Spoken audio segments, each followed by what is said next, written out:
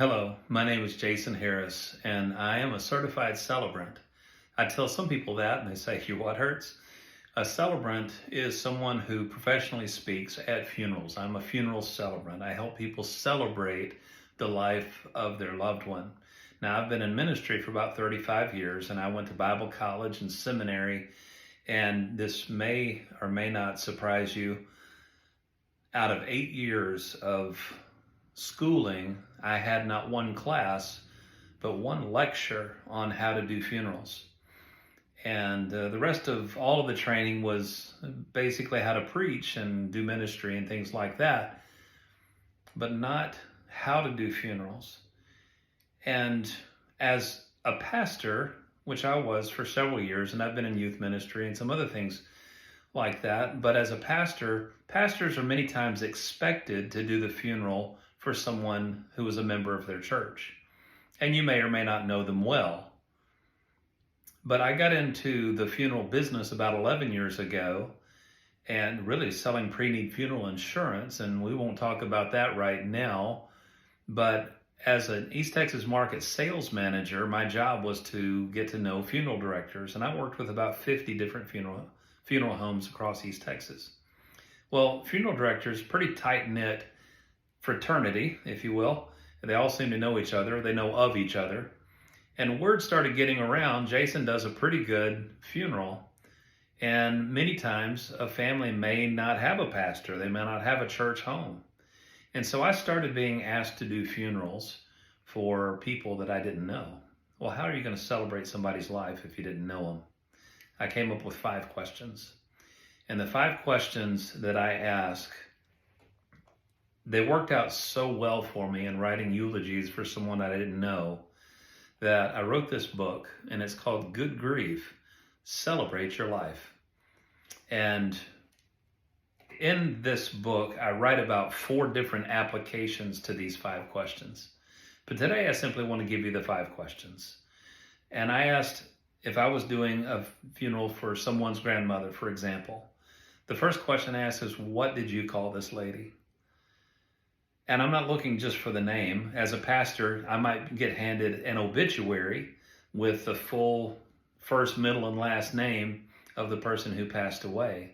But if someone would have gotten up at my grandmother's funeral and talked about Mabel Lee Harris, just because that's her name, that wouldn't have resonated with me because I didn't call her by her name. That was my mamaw. So I look for terms of endearment. And so what did you call this person? Number 2, if you could describe her with just one word, what would it be? And I love that question because I'm only asking for one word, and I'm looking for that knee-jerk reaction.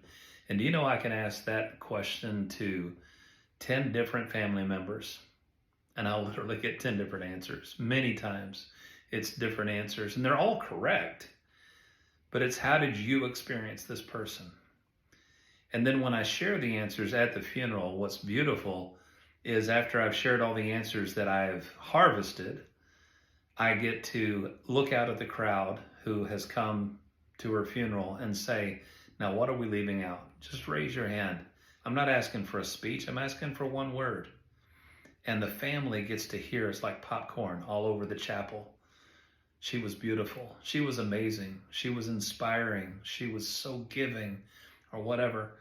And these adjectives just rain down on the family, and it's a beautiful thing. Question number 3.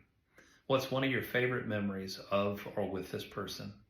You know, I'm often told by funeral directors, we've never heard so much laughter coming out of our chapel than when you do services here, Jason. And it's not because I get up and try to make it into a comedy club. That'd be disrespectful. I don't get up and tell jokes. But when it comes to favorite memories, it is usually when something crazy happens. And people, this is where a lot of laughter comes from. And the same thing with the one word. Some people plant their tongue firmly in their cheek and they'll say, she was sassy, she was stubborn, and things like that. And you can kind of feel the room relax. It's a beautiful thing. So what did you call this person? If you could describe it with one word, what would it be? What's one of your favorite memories? And then number 4, the 4th question is, what would you say is a life lesson that you gained from this person? I probably do this because of my grandmother, because of something she always said, because of something she always did. So a life lesson. And then finally, number 5, if she could speak to you just one more time, what would she say to you right now? Now, this is the most emotive question. A lot of times the tears will start in this case, and that's fine. That's a beautiful thing. I mean, grief is the price of loving someone. You love much, you grieve much. But I hear people say all the time, I know she would say, I'm proud of you, I love you. And sometimes there's even very significant answers, and sometimes there's funny answers even here. I've seen some people say, she would say, put the toilet seat down, or squeeze the toothpaste from the bottom, for crying out loud, or pick your shoes up. But many times it's just take care of your family, take care of my grandbabies, take care of yourself. I love you, I'm proud of you. Now, in my book, Good Grief, Celebrate Your Life, there are 3 other significant applications to these questions and how to use them. And so I would encourage you to reach out. The book is available on Amazon and a few other platforms, but I would love to come and talk to your church, your school, any organization. I'd love to keynote at a convention or anything like that. And you can reach me at speakerjason.com. That's www.speakerjason.com. Reach out, contact me, and I will look forward to hearing from you. Thank you for listening today.